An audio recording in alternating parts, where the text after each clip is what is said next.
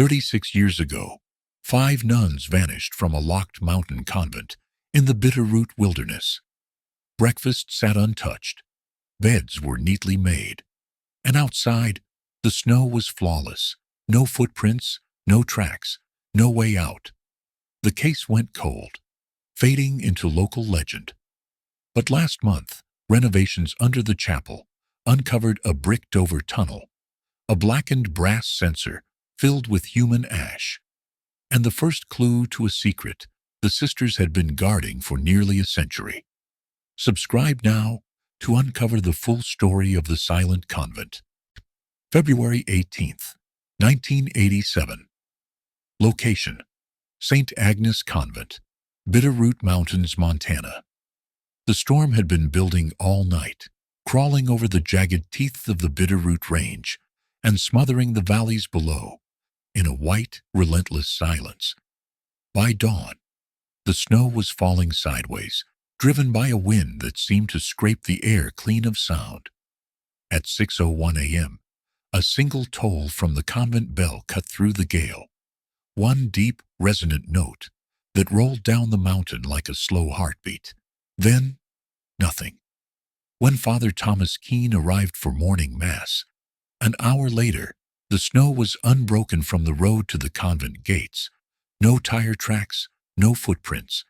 The tall, weathered building loomed above him, its slate roof sagging under the weight of fresh snow. The bell tower, a narrow spire of stone and iron, stood rigid against the wind, its cross shrouded in ice. The front door was locked, as it always was in winter, but the spare key hung on its nail in the covered entryway. Father Keene turned it in the lock and stepped inside. The air hit him first, cold, not from lack of heat, but from something heavier, as though the warmth had been pressed out of the rooms and replaced with stillness. The hallway was lined with oil paintings of saints, their faces shadowed in the dim light. Somewhere, a kettle whistled faintly in the kitchen, but there were no footsteps, no voices, no rustle of habits. He called out for Mother Superior Margaret. His voice traveled down the hallway and came back to him thinner, hollow. The nuns' quarters were immaculate. 5 narrow beds, sheets tucked tight, blankets folded square at the foot. Beside each bed, a rosary hung neatly on a wall hook, the beads cool to the touch. In the kitchen, breakfast had been started. Bread sliced, butter dishes set out, tea steaming faintly in the kettle. Then Father Keene reached the chapel. The heavy oak doors were bolted from the inside. The key still sat in the lock on his side, as if waiting for someone who had never come. He knocked once, twice. No answer. The stained glass windows glowed faintly from the storm-muted daylight outside, casting fractured color across the marble floor. When he finally forced the doors open, the room beyond was empty. Pews perfectly aligned, altar candles burned down to their stubs. The faint scent of incense clung to the air. All 5 sisters, Margaret, Helena, Catherine, Ruth, and Claire, were gone. By the time the sheriff's deputies arrived, the storm was closing the mountain road. They found no signs of forced entry, no disturbance in the snow. Every window latched from the inside, no footprints beyond the front steps. It was as though the nuns had risen from their beds, gone about their mourning, and then stepped out of the world entirely. For 36 years, the disappearance of the Sisters of St. Agnes remained an unbroken riddle, a mystery as cold as the winter that swallowed them. That is, until the day a renovation crew tore up the chapel floor and found the bricked-over mouth of a tunnel. Inside, the mountain had been keeping something far older and far darker than anyone had imagined. February 17th, 1987. Location: St. Agnes Convent, Bitterroot Mountains, Montana. Snow had been falling since mid-afternoon, soft at first, then heavier, as the day folded into evening. By vespers, the mountains outside were a white blur, and the road leading up from the valley was already a ribbon of darkness under the accumulating drifts. Sister Margaret, the convent's Mother Superior, stood at the rear of the chapel, her hands wrapped loosely around a silver crucifix, watching the storm through the tall, leaded glass windows. She had lived at St. Agnes for 33 years and knew the signs. The wind's low, steady pitch meant the pass would close by midnight. Whatever came after that, the convent would be on its own, until the thaw. The 5 women gathered for evening prayers, moved in practiced rhythm, their habits swaying with each genuflection, their voices low and steady. The chapel's warmth came from the wood stove in the sacristy, its heat filling the air with a faint scent of cedar smoke. Sister Clare, the youngest at 27, led the final hymn. Her voice was clear, but carried a tremor that Margaret noticed. She had seen Clare pause several times that day, to glance over her shoulder, as if expecting someone to be there. When the hymn ended, Sister Helena, tall and stooped from years of work in the garden, closed the hymnal with a soft thump. "We should bring in more firewood tonight," she said. "If the wind turns, we'll lose heat fast." "It will hold," Margaret replied, though she made a mental note to check the stacks herself. They left the chapel in single file, their footsteps echoing off stone walls, the storm's muffled roar beyond the windows. Down in the kitchen, Sister Catherine was already preparing the evening tea, strong black, with a spoonful of honey for each cup. A single oil lamp burned on the table, its light catching on the copper kettle. Outside, the convent bell tolled 7 times. It was the sound Margaret had lived her life by, the voice of the building itself. But tonight, it seemed deeper, slower. Later, in the quiet of her small office, she sat by the oil stove and wrote in the convent log, February 17th, 1987. Evening service completed. Snow continuing. Supplies adequate. All in good health. She paused before the last line, listening. Somewhere in the old walls, beneath the hum of the storm, there was another sound. Faint, rhythmic, almost like breathing. She stood, candle in hand, and followed the hallway toward the unused west wing. It had been shuttered for years, the windows boarded, the doors locked to save on heating. The air grew colder as she walked, the candle flame quivering. At the final door she stopped. The sound was clearer now, steady and low, as if something on the other side was drawing air through stone. Margaret reached for the handle, then hesitated. Behind her, a shadow moved in the candle light. Sister Ruth, her face pale, eyes fixed on the door. "You hear it too," Ruth whispered. Margaret nodded once. "Say nothing to the others." They walked back together in silence. The wind howled against the convent walls. Somewhere above them, the bell rope swayed without a hand to pull it. February 18th, 1987. Location: Hamilton Sheriff's Department, Montana. The phone rang at 7:18 a.m., a thin metallic buzz that cut through the quiet of the Hamilton Sheriff's Department. Deputy Frank Rourke, halfway through his first coffee of the day, picked it up without much thought. "Sheriffs," he said. A man's voice answered, low and urgent. "This is Father Keene, St. Agnes Convent. Something's wrong. They're gone." Rourke straightened. "Gone? Who's gone, Father?" "All of them," Keene said, his words quick, unsteady. "The sisters, 5 of them. I came for morning mass. Everything's in place, but there's no one here. The front door was locked. The snow's untouched. It's like they just—" His breath caught. Vanished.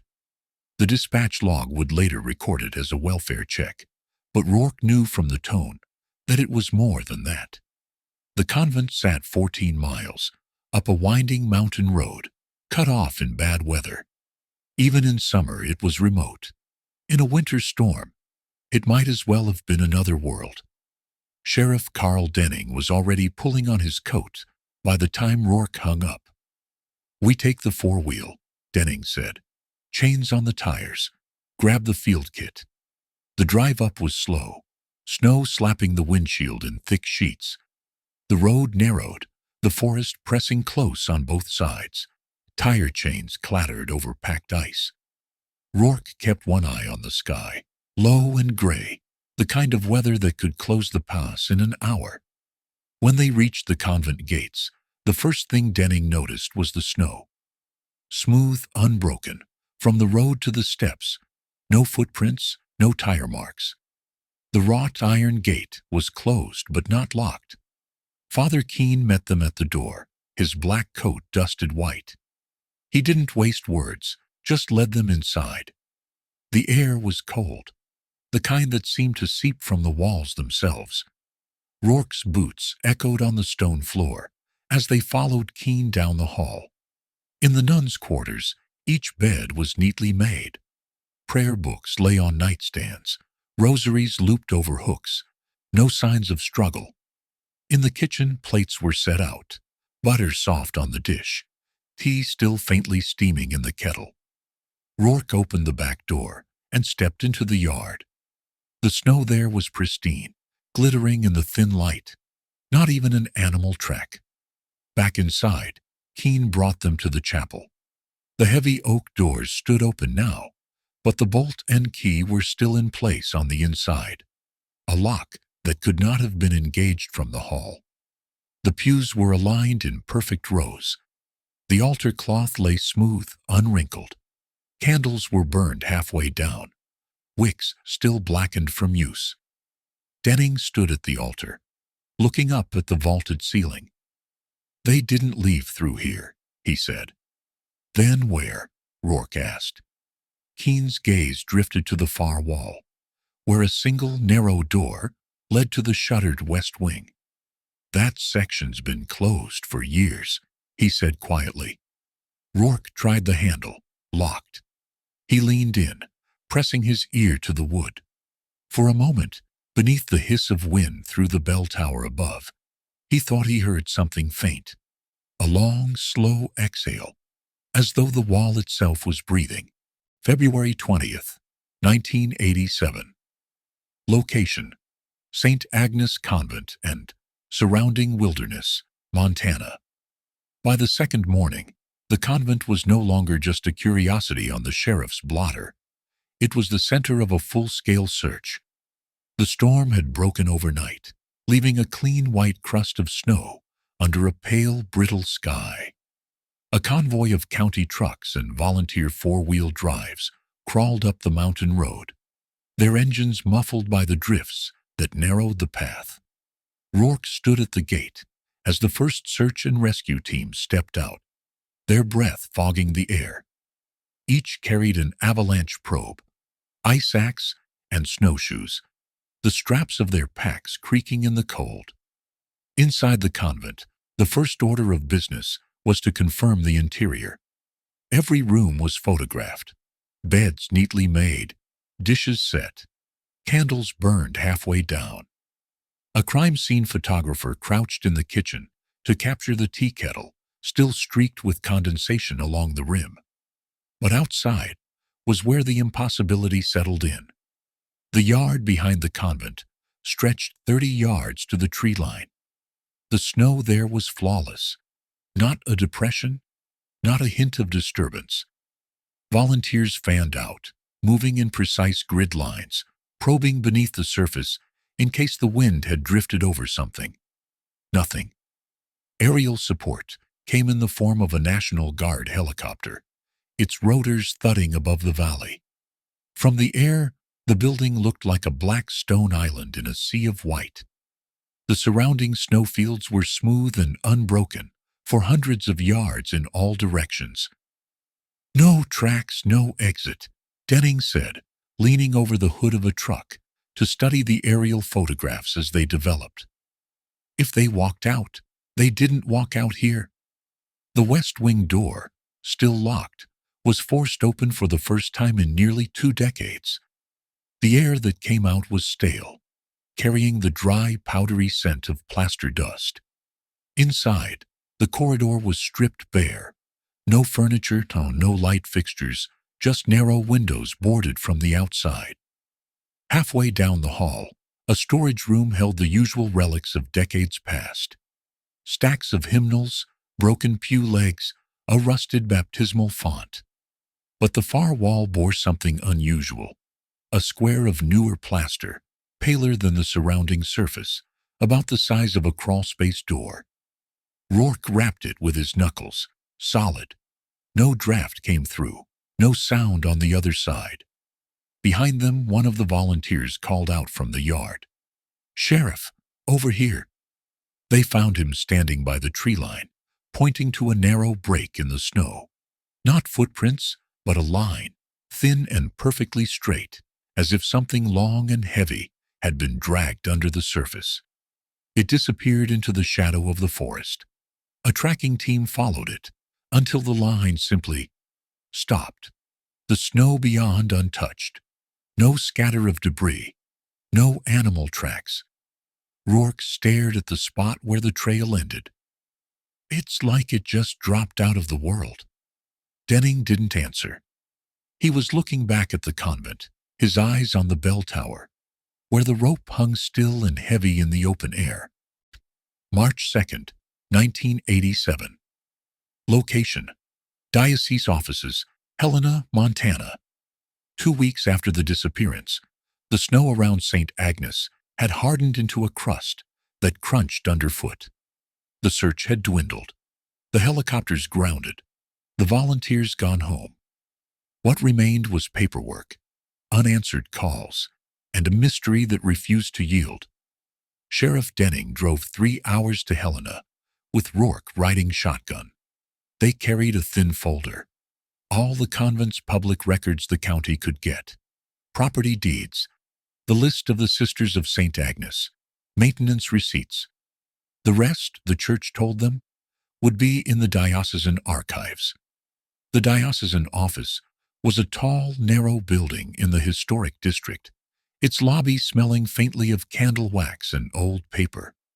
A receptionist in a starched blouse took their names and vanished down a hallway, her heels clicking against the marble. Minutes later, Bishop Gerald Whitcomb appeared, silver-haired, impeccably dressed, his expression a careful blend of concern and reserve. "Sheriff Denning," he said warmly, shaking hands, "you've had quite the ordeal up in Bitterroot." Denning laid the folder on the table in the bishop's conference room. "We'd like to review the convent's internal records, staffing logs, maintenance reports, any correspondence from the sisters before they disappeared."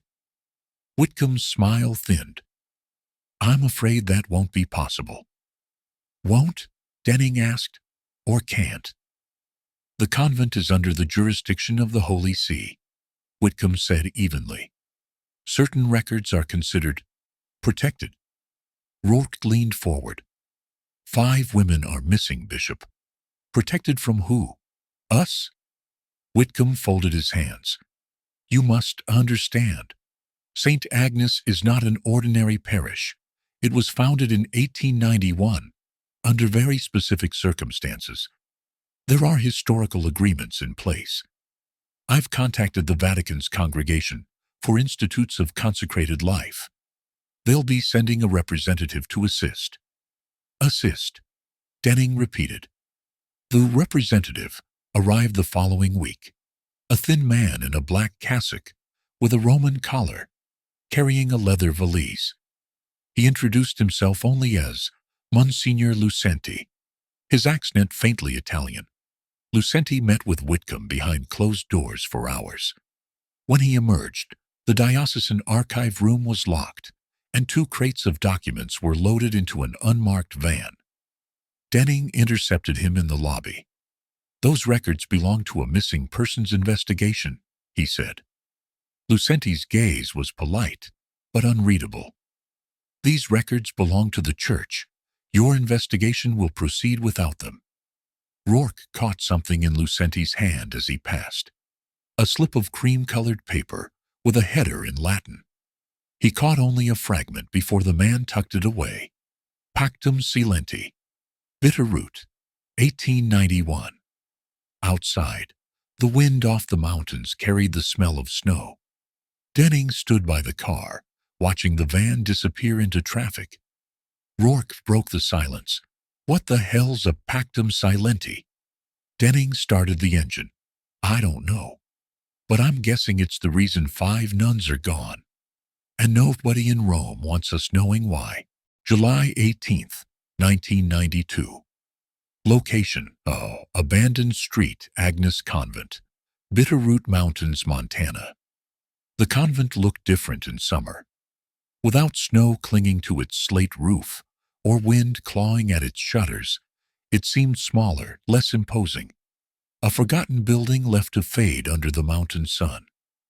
The air carried the dry scent of pine needles and dust, and the only sound was the cicadas rasping in the trees. The county had fenced off the property after the search officially ended in late '87, but the chain link sagged now, cut in places by hunters or bored teenagers from Hamilton. On that July afternoon, 3 of those teenagers, Paul Myers, his cousin Jenna, and their friend Chris, hauled themselves over the fence and crossed the weed-choked yard. Their sneakers crunched on old gravel. "It's just a building," Chris muttered, brushing sweat from his brow. "The nuns probably moved to another convent." Paul shook his head. "My dad was on the search. Said they found breakfast on the table. No sign they packed a thing." Inside, the air was cooler, still carrying the faint scent of cedar smoke and candle wax, even after 5 years. Their footsteps echoed up the main hall. Dust floated in the shafts of light, slanting through the tall windows, and the painted eyes of saints followed them from the walls.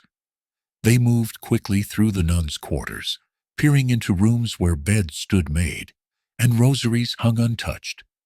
In the kitchen, the long table was bare now, but the kettle still sat on the stove, enamel chipped. It was the chapel that stopped them. The oak doors stood open, though the last investigators had locked them. Sunlight fell through the stained glass, scattering fractured colors across the marble floor. The air was cooler here, and in the hush, they thought they heard something. Faint, almost too soft to be sound. A voice, low, rhythmic, like a woman chanting in Latin. Jenna grabbed Paul's sleeve. "Tell me you hear that." Chris took a step toward the altar. The sound grew clearer. Not a recording. Not the wind. Words too fast to catch, too layered to follow, as if more than one voice was speaking in unison. And then abruptly, it stopped. Chris reached the altar and froze. The heavy white cloth covering it rippled slightly, though no window was open. He lifted the edge. Nothing beneath but the polished wood. But carved into the underside, in letters small and precise, was a single phrase in Latin: Vocem servabis. Jenna stepped back, her voice low. "What's it mean?" Paul didn't answer. He was staring up at the bell rope, swaying gently in the still air. September 14th, 2023. Location: St. Agnes Convent, under restoration, Bitterroot Mountains, Montana. The work crew arrived just after dawn, their pickup trucks rattling up the long neglected road. Morning mist hung low in the pines, and the convent's slate roof loomed ahead, streaked black with age. For years, the property had sat empty, held in limbo between the diocese and the county. Now, a non-profit preservation group had secured funding to stabilize the structure, not to reopen it, but to keep it from collapsing entirely. Project foreman Caleb Hollis had been on dozens of restoration jobs, but none with a history like St. Agnes. He knew the stories. Everyone did. 5 nuns gone without a trace. Breakfast on the table. No tracks in the snow. Inside, the air was dry and stale. The work plan was straightforward. remove the warped chapel flooring, replace the joists, shore up the stone foundation. Hollis and 2 laborers pried up the first row of old pine planks, exposing a crawl space thick with dust. "Watch for rodent nests," Hollis warned, dropping to one knee. His flashlight beam swept over dirt, cobwebs, and something else. In the center of the crawl space floor was a mound of bricks, mortared together in a perfect half circle. The mortar was newer than the surrounding stone, pale, tight, unweathered. "Why would anyone brick up under the chapel?" one of the workers muttered. Hollis found the edge where the bricks met original stone. He tapped it with his hammer. Solid, but hollow underneath. It took them an hour to pry loose enough bricks to open a hole. A rush of air escaped, cool, dry, metallic in taste. Hollis lowered his flashlight and saw the mouth of a tunnel, its stone walls slick with condensation. The floor disappeared into shadow. The county historical liaison, on site for the restoration, crouched beside him. "This isn't on the original plans," she said, her voice tight. They widened the opening enough to crawl inside. The tunnel ceiling was low, the air unnervingly still. 10 feet in, the beam of Hollis's flashlight struck something resting against the far wall. A brass sensor, its chain twisted into a knot. He knelt and picked it up. The metal was blackened, the bowl lined with a thin layer of ash. The historical liaison slipped on gloves and examined it. "Not wood ash," she said after a moment. "There's bone in here. Burned." They backed out fast. By that afternoon, the sheriff's office had sealed the site and called in forensics. The brickwork was dismantled piece by piece, the tunnel mapped and photographed. The sensor was sent to the Montana State Forensics Lab. Preliminary tests confirmed it. The ash contained human bone fragments from more than one individual.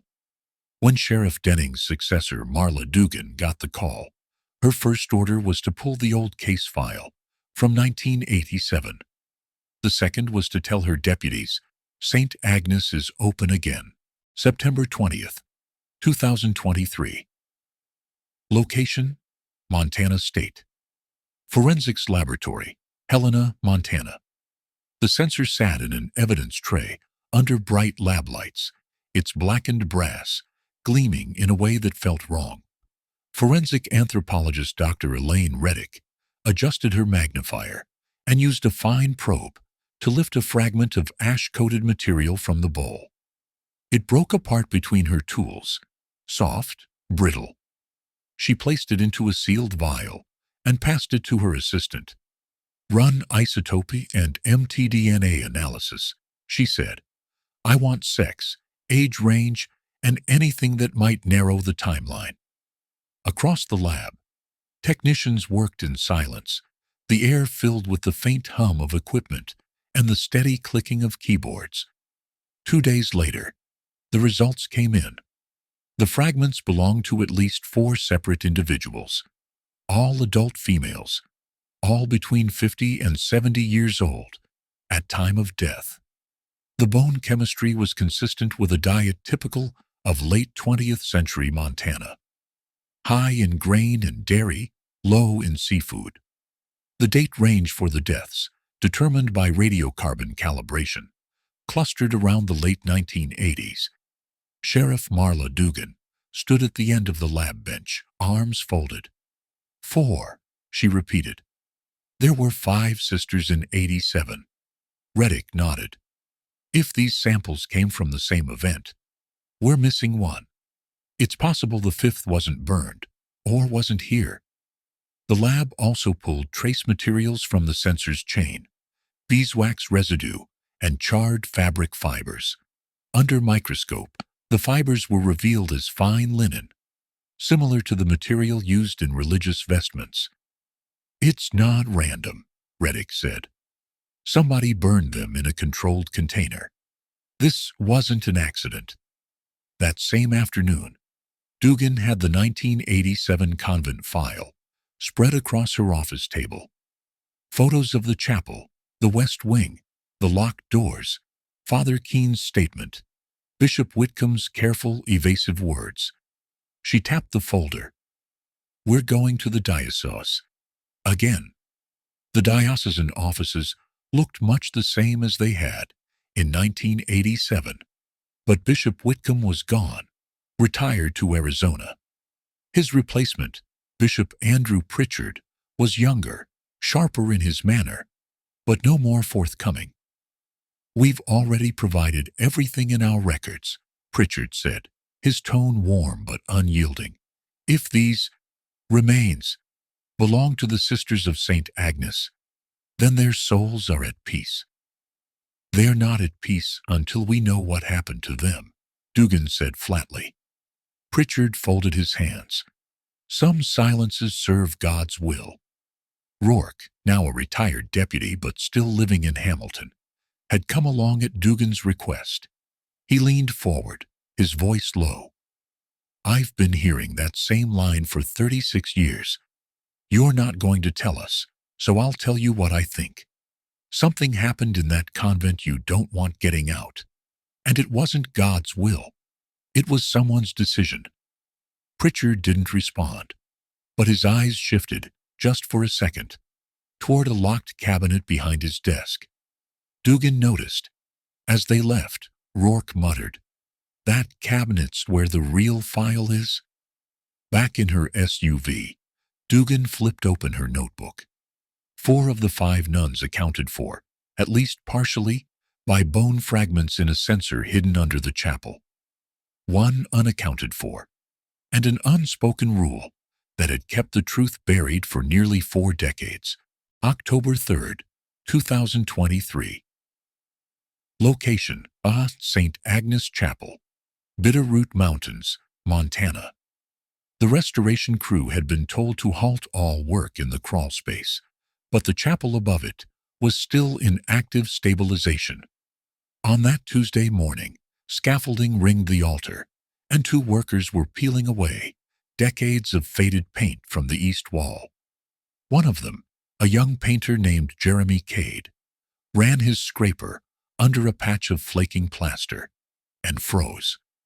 Beneath the pale yellow paint was something older, a fragment of fresco. The colors muted but still visible, the brush strokes deliberate. It showed a robed figure standing before a stone arch, one hand raised, the other pointing downward. Around the figure's head was a halo of fire, but where the eyes should have been were 2 dark, empty ovals. Jeremy called for his foreman. Within the hour, the sheriff's office was on site. Sheriff Dugan stood in the dim light, filtering through stained glass, staring at the emerging image. That doesn't look like any saint I've seen, she said.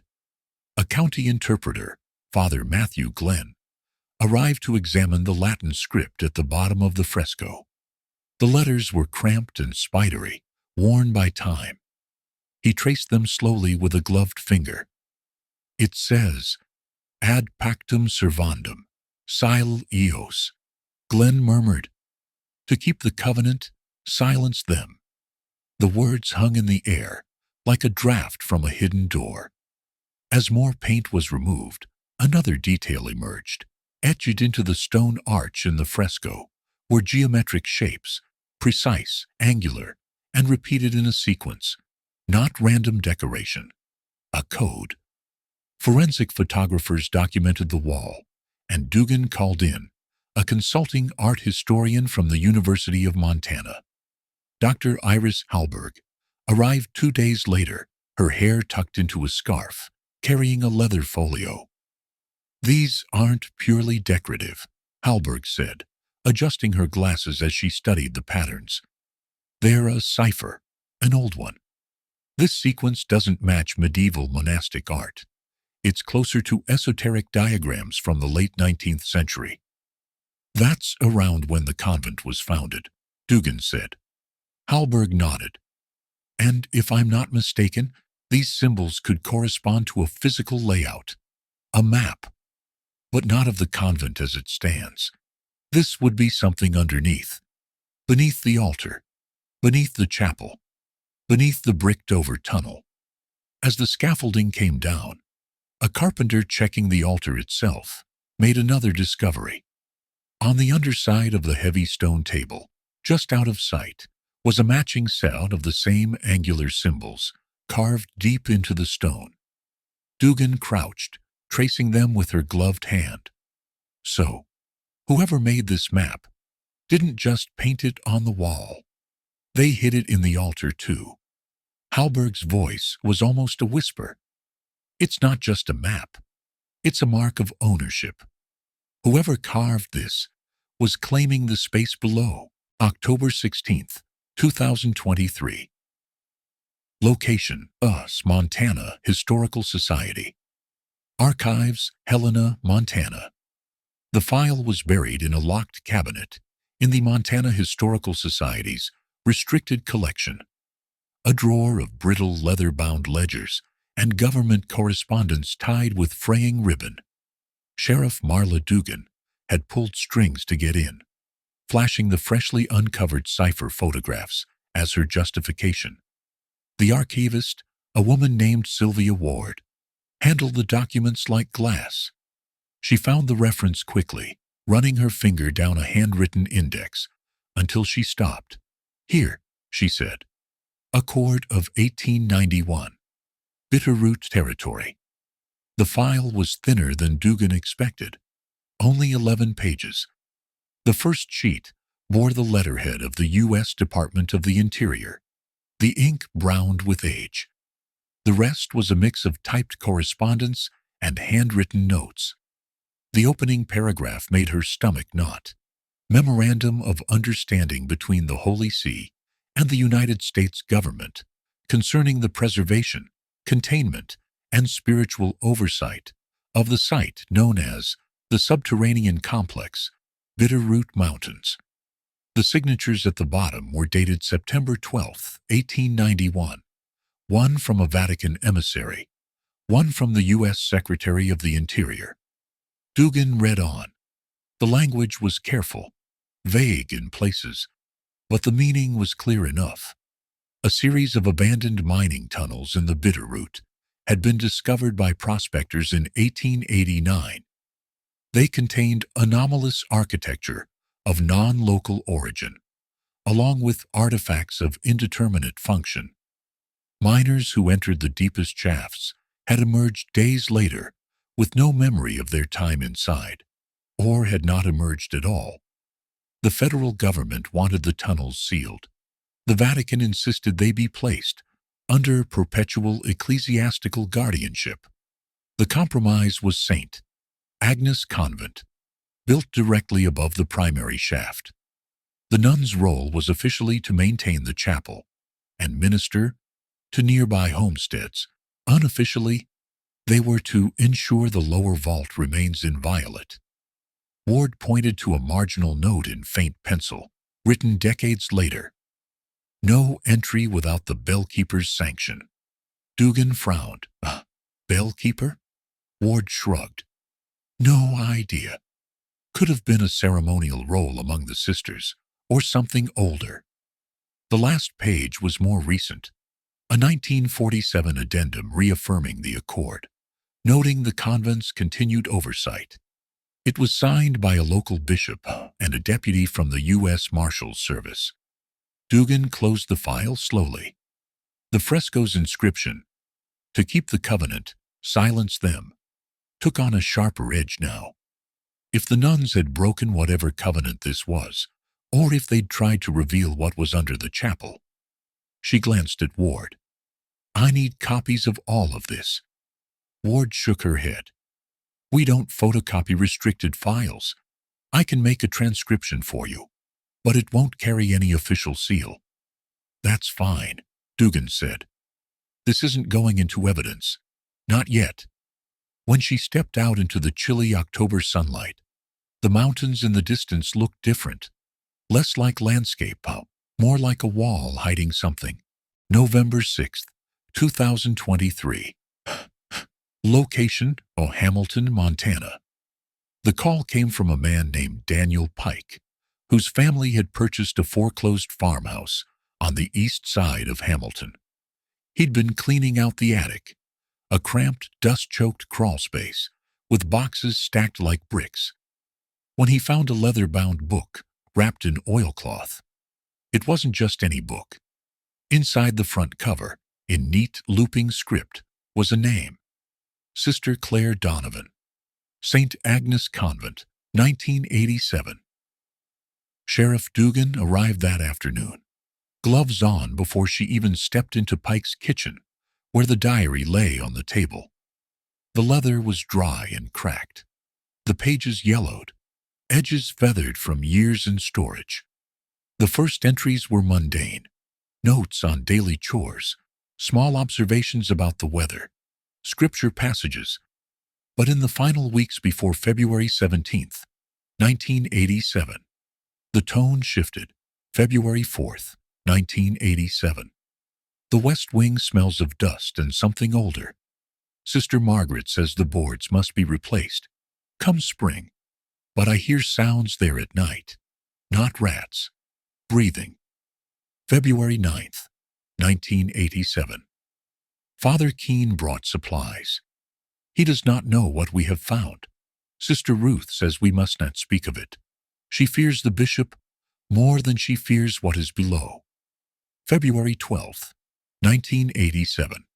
The fresco in the chapel is not what it appears. Under the white paint, there is fire and eyes without pupils. Sister Helena says it is not our place to ask why. February 15th, 1987. The bell rope moved tonight, though no one was in the tower. Sister Catherine wept in her bed. She says she dreamed of a sixth chair at the altar, empty, waiting. February 17th, 1987. Final entry. They told us the bell must ring once, then we go below. I do not know if we will return. If anyone finds this, tell my brother Michael. I was not afraid until they closed the door. Dugan closed the diary slowly. Across from her, Pike rubbed the back of his neck. We've been here 6 months, he said. Never been in the attic until this week. The book was inside a box of old linens. No idea how it got here. Who owned the house before you? Dugan asked. Widow named Edith Lane, Pike said. She passed last year. Lived alone for decades.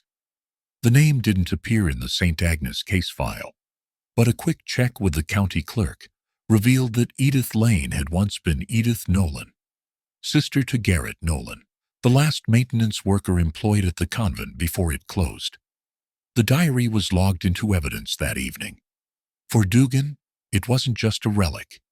It was a voice from inside, a window into those last hours. And it confirmed something she already suspected. Whatever had happened to the sisters, it began with the bell. December 4th, 2023. Location: St. Agnes Convent, Bitterroot Mountains, Montana. The bricked-over tunnel mouth under the chapel had been left untouched since its discovery in September, sealed behind a temporary barricade, while forensics cleared the surrounding crawl space. Now, the barricade was gone, replaced by floodlights, camera rigs, and a 4-person entry team in Tyvek suits. Sheriff Dugan stood at the opening, helmet light cutting a white cone into the darkness. The air inside was cold and bone-dry, a stark contrast to the damp November snows outside. Radio check, she said into her mic. Clear, replied Deputy Colton from behind her.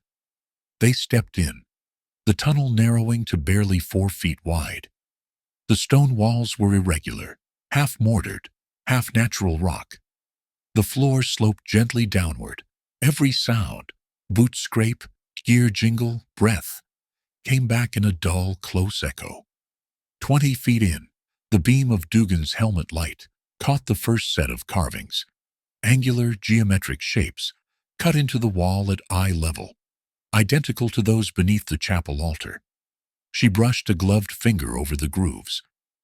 Matches the cipher, she said. Keep going. The slope steepened. the tunnel angling toward the mountain's heart. At 50 feet, they came to a timber-framed doorway so low they had to crouch to pass through. Beyond it, the tunnel widened abruptly into a stone chamber. The walls here were smooth, almost polished, and the air was colder still. In the center stood a circular dais of dark stone, waist-high, its top surface divided into 6 equal wedges by shallow carved lines. 5 of the wedges were marked, faint but legible, with names in Latin script. Dugan read them aloud. Margareta, Helena, Katharina, Ruth, Clara. The 6th wedge was blank. Deputy Colton circled the dais, his light catching on something metallic in the dust near the wall. He knelt, picking it up. It was a small, tarnished handbell, no larger than his palm. The clapper was missing. "Think this is the bell?" he asked. Dugan didn't answer. Her light had just found something else. A narrow shaft descending from the far side of the chamber, blocked by an iron door, secured with a thick, corroded lock.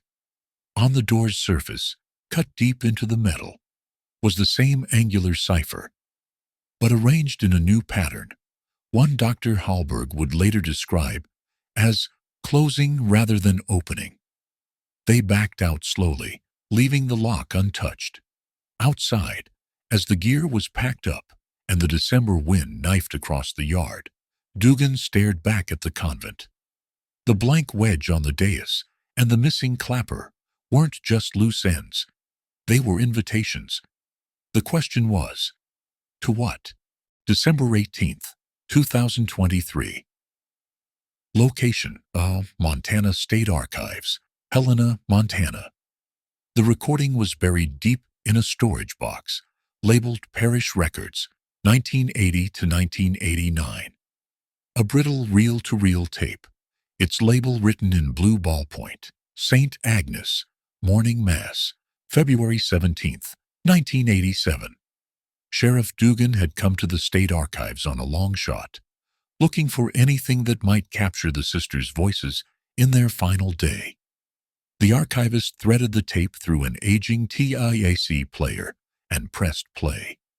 The sound was faint at first, the creak of pews, the soft shuffle of feet, the murmur of Latin prayers. The sisters' voices were distinct, 5, just as expected. And then, at the 23-minute mark, a 6th voice joined in. It was not quite like the others, slightly lower, with an odd cadence, as though speaking through something heavy. The words were Latin, but distorted, each syllable dragging like it was being pulled from a depth. Father Matthew Glenn, seated beside Dugan, listened intently. "That's not a sister," he said. "And those aren't standard prayers. That's invocation language. Old." The 6th voice continued for nearly a minute, the other 5 voices holding steady around it, not reacting, not pausing, as if they couldn't hear it at all. Then came a sound that wasn't part of the Mass, a low, resonant toll, one note from the convent bell. The recording hissed for a moment, then fell into silence. When the Mass resumed, there were only 5 voices again. Dugan leaned back in her chair, staring at the spinning reels. "Play that section again," she said. They listened 3 more times. Each pass brought out small details, a faint rattle, like a chain in the background, a deep intake of breath before the first syllable from the 6th voice. Glenn finally spoke. "If the names on the dais are the sisters, that blank wedge, it wasn't for someone missing. It was for someone not yet there." 2 days later, an audio forensics lab confirmed that the 6th voice did not match any of the 5 identified sisters. The vocal profile was unlike any other female voice in the diocese's archive. And curiously, it bore harmonic overtones more consistent with male speech patterns, though not fully human in resonance. The official report would call it unidentified voice, anomalous qualities. The unofficial one, handwritten in Dugan's own notebook, said simply, "The sixth was already inside. January 9th, 2024. Location: St. Agnes Convent, Bitterroot Mountains, Montana." Winter had reclaimed the mountain. Snow pressed in against the convent walls, erasing the paths left by investigators and work crews. The restoration project was on indefinite hold, the site fenced and posted with warning signs. Sheriff Marla Dugan stood at the edge of the yard, breath clouding in the cold. Behind her, a state trooper idled with the heater running, waiting to take her back down to Hamilton. In her hands was the final case report, thick, precise, and inconclusive. The remains recovered from the censer were formally identified through mitochondrial DNA as belonging to Sisters Margaret, Helena, Catherine, and Ruth. Sister Claire's DNA was never found. The tunnel chamber beneath the chapel was sealed again under a reinforced concrete plug. The blank wedge on the stone dowis was noted in the file but left unexplained. The iron door at the far side remained locked, the cipher etched into its surface, preserved in photographs. No one authorized an attempt to open it. The diary, the fresco, the Accord of 1891, all filed away in evidence storage. The official cause of death for the 4 identified sisters was listed as undetermined homicide. The 5th was missing, presumed dead. The entry for the 6th voice in the mass recording read only, "No known match. Father Matthew Glenn returned to his parish." Dr. Halberg went back to her lectures. The convent fell quiet again. On the morning Dugan handed her badge back to the county commissioners, an early retirement she hadn't planned before this case. She stopped one last time at the St. Agnes gates. The snow was unbroken, the yard still. The bell tower rose above her, its rope swaying gently in the still air. And then, faint but clear, a single toll rolled down the mountain. She waited, breath held, for a second strike. None came. In the stillness that followed, she thought she heard another sound, so soft she couldn't be sure. The murmur of women's voices, weaving together in a language she did not know. Dugan turned back toward the road, the cold settling into her bones.